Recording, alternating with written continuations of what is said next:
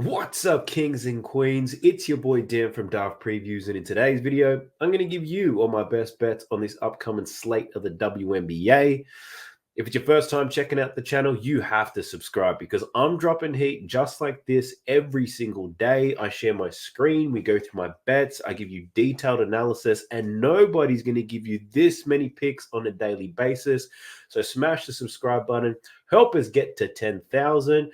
Now, before we jump into the bets, let's do a quick recap on the picks that we did go through in our last video.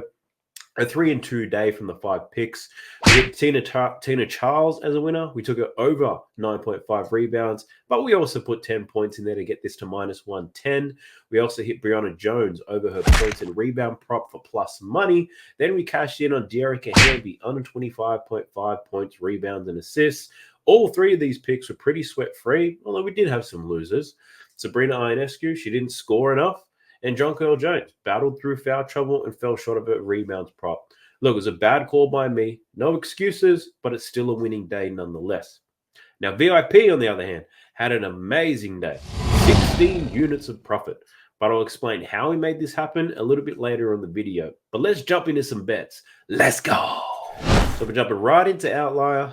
My favorite tool to look at all of my player props. Use it on every single sport as well. If you're interested in checking it out, I've got a 7-day free trial in the video description below. You will not be disappointed. Now, looking at this first game, and this is the game that everybody wants to watch. Shit, it's the only one I really care about. But because I'm sports betting, I can find a way to get interested in everything. But it's the Fever versus the Aces.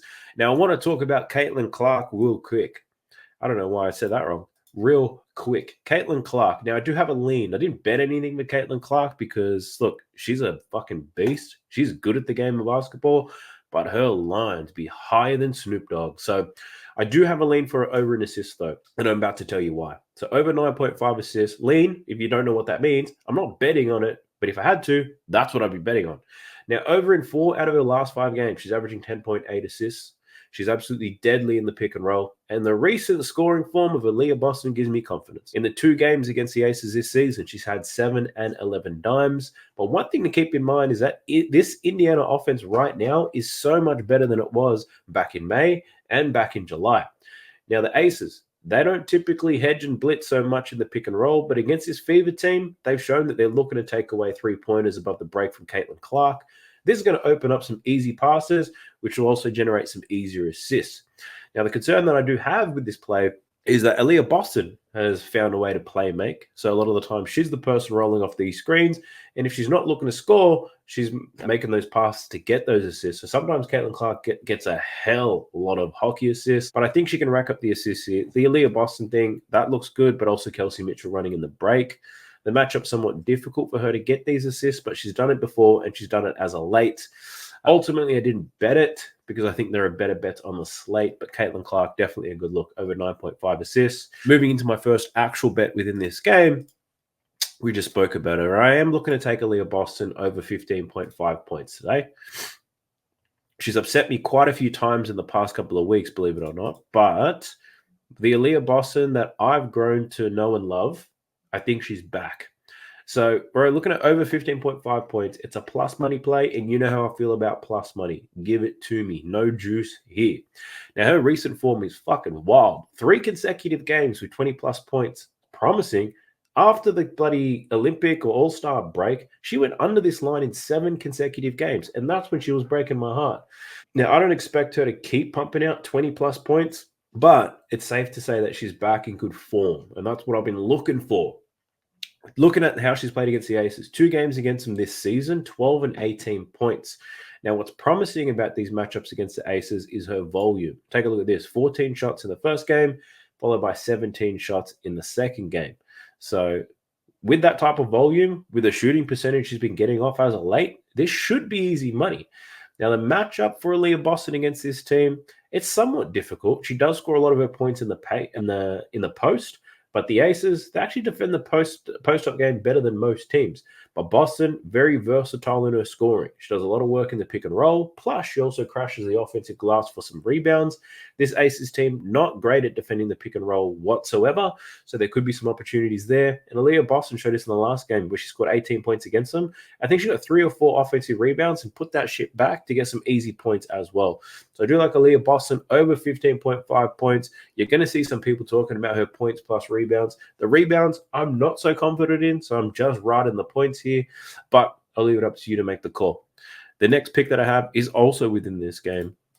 And we're looking at, I'm talking about me, Kelsey Plum. And I like her over 18.5 points. Let me get that up for you right now. So Kelsey Plum over, and the line's already started to move. So the line's now at 19 point. No, you can still get 18.5s, but the odds are starting to get worse. So this pick was sent out maybe 5 to 6 hours ago to all the VIPs so they can get on it nice and early. But this line, 18.5 or even 19.5, might feel a little bit high because she only averages 18 points per game on the fucking season, but I love it. This matchup is perfect for Plum. Now, let me explain. The Fever allow the most points to guards on the season. This is well known, and it's nothing to get excited about. The Fever are also the worst at defending spot-up shooters. Kelsey Plum is the best spot-up shooter on this team, and she scores 25% of her points this way. She also loves to run in transition and get to the free throw line, and the Fever rank in the bottom 2 for both of these categories. She scores 50% of her buckets above the break, and the Indiana Fever ranks second last in defensive ranking there. She's given the Fever the business this season. Check this shit out. 2 games, 20 points, and 34 points. That's what she's done in the 2 games against the Fever. Now, all signs point to yes for Kelsey Plum, but it's also the reason why I'm probably not as confident in it, because if it feels this obvious to me, it might feel this obvious to everybody, and when it's obvious to everybody, shit tends to happen. But I've done the research. It checks out. It makes a whole lot of sense. I've bet this in previous games when she was up against Indiana, and I'm going back to the well. So Kelsey Plum over 18.5 points. If you want to be a bit more conservative, you can get a 3-pointers made prop. It is juiced to the gills, but it's definitely more likely to hit over 2.5. There's been many games this season where she's made 3 3-pointers and failed to hit her points line. So if you need something safer, 3-pointers are the way to go because the matchup is excellent, but I ain't about safety. We're going hard here. We're taking the points prop over 18.5 for Kelsey Plum. Pumping the brakes real quick to give you an update on VIP and to celebrate all the money that we just made. Check this shit out. Over 16 units profit, and the most that we staked on a bet was only 1 unit. The return on the investment was just crazy. 158% as an ROI. It's absolutely nuts. Let's talk about these winners for a second. We cashed on Marina Mabrey over 14.5 points and assists. This one was actually added after the live stream that we did. It was discussed in there. Someone dropped the play. I did the research and I was like, shit, this is a good pick. Then we went crazy. We hit on all the value plays, high value singles, parlays, you name it. And this is what makes my VIP so special. Check this stuff out. We hit on Marina Mabrey over 11.5 points, over 2.5 assists, and over 1.5 3-pointers for plus 275. Then we hit Tina Charles for 13 rebounds at plus 290. Then we cashed Brianna Jones for 15 points and 7 rebounds at plus 300. Dearica Hamby, we took her under in points, under in rebounds, under in assists. We got it for plus 500. And then we got fucking busy with it and hit Brianna Jones, that value play, with Tina Charles to get 13 rebounds. And we hit plus 1,460. We then mucked around and cashed a 66-1 lotto in the Suns versus Sparks game, and that gave us an extra 6.5 units. Now, VIP is nothing to be slept on. Now, everyone who's in there is eating good right now, and they will tell you that it pays for itself. I've had VIP running for the past 6 weeks, and this is how the results are going. We're up 66 units profit with a 19.4% return. Now, I'm running $50 units, and I've made over $3,000 in profit alone in 6 weeks. Now, even if you ran $10 units, you'd be up over $600. Now, given the volume of discounts I've shared to try to get you guys into the VIP before the NBA season starts, the average VIP member is paying between $30 and $50 per month. Now, you do the math. Let's do a breakdown of the types of bets that we're hitting at. We're up 19 units on straight bets for player props. You can see it right here. 110 wins, 83 losses. That's a 56% hit rate on on picks, which isn't that bad. Now, these are all the bets that I share on YouTube, right? A 56% hit rate, it's profitable, and I'm up almost 20 units in the last 6 weeks.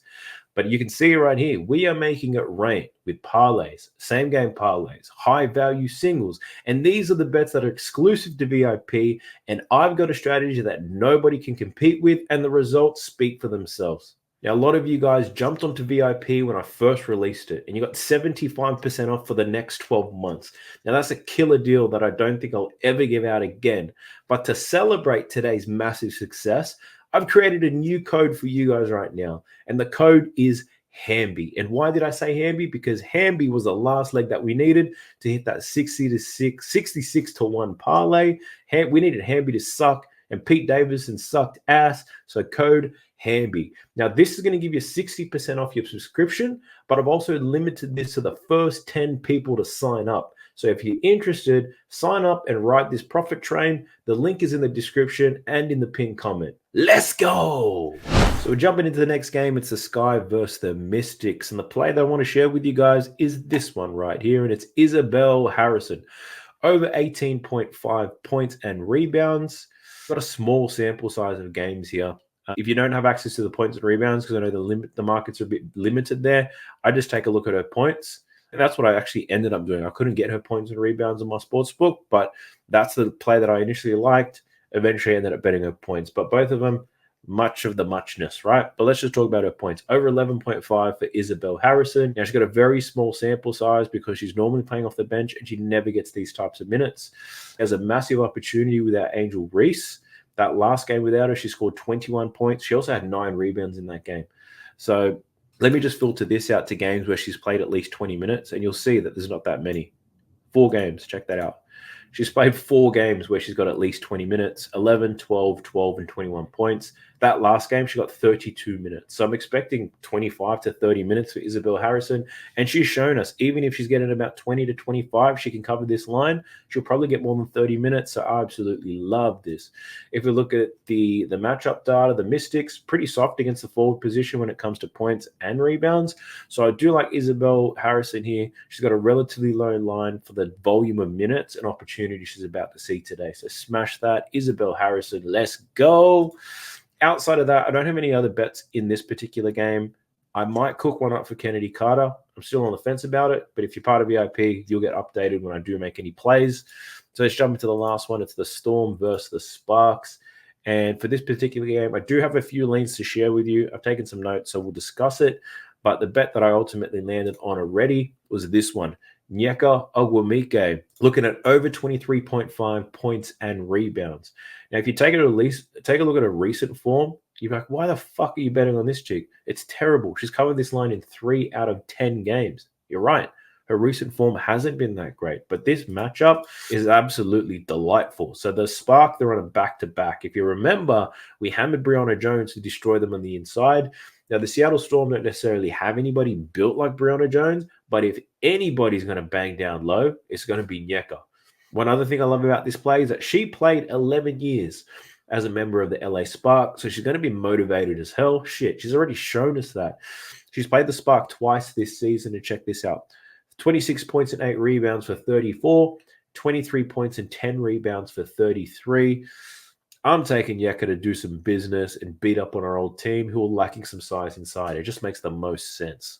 Now, the next one, I think these are important to talk about because you can't go through a Storm game without really looking to these. But the first one I want to talk about was Skylar Diggins. I did have a lean at taking her over in points, over 15.5 points. I've said it many times before, Skylar on the road is a scoring machine and her assist to drop off. I'm not overly interested in betting her under an assist against a team that plays like they don't give a shit.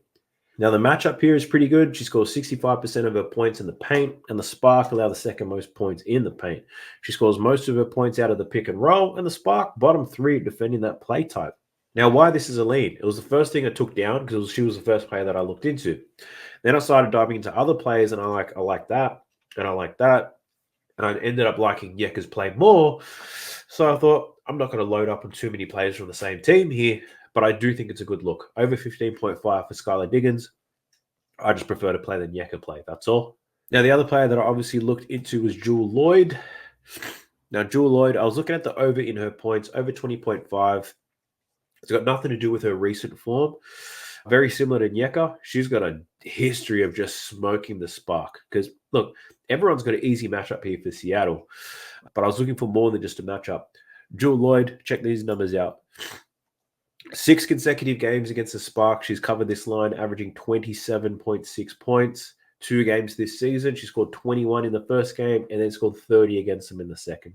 The only question on my mind is, can she do it again? And she probably could.